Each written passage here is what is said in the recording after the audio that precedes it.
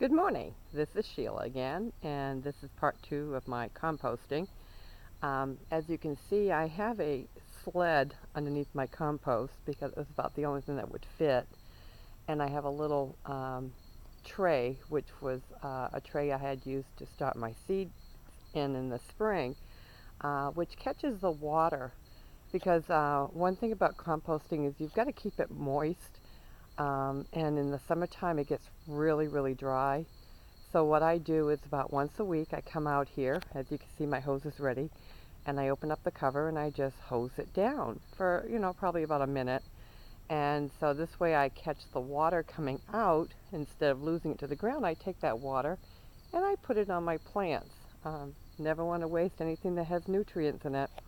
Now, tomorrow we're going to talk about what some of the great additives I put in my compost to make it so rich. You're going to love to hear this because it's absolutely, it probably wouldn't cost you anything to do this. So here we go. I'm going to open up the cover. And as you can see, I added some of my squash that died off, and I put it in here.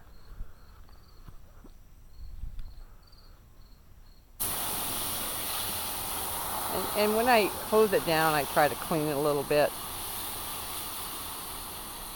because it gets really hot during the day. I do have it facing the afternoon sun, so it really gets hot. And that's what you want.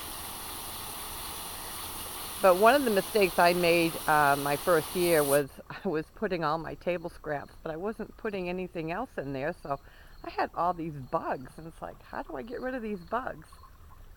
And then I learned, well, that's why I have this pile of dried grass and leaves and sticks. The sticks I cut up before I put in my compost.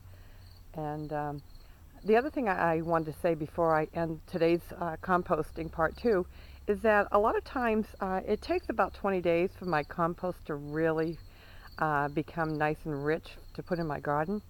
So in between that time, I take my scraps from indoors and I dig a hole in my garden, anywhere in my garden, and I put my scraps in the hole and I just cover it up.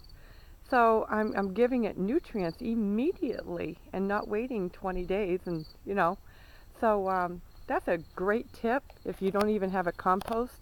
And in the summertime you have a nice garden, you want to just go dig a hole and start putting your scraps in the hole and make, just go along the line and keep digging holes and holes. If you have problems with raccoons, put a brick or something heavy on top of the hole, on the new holes, the old holes.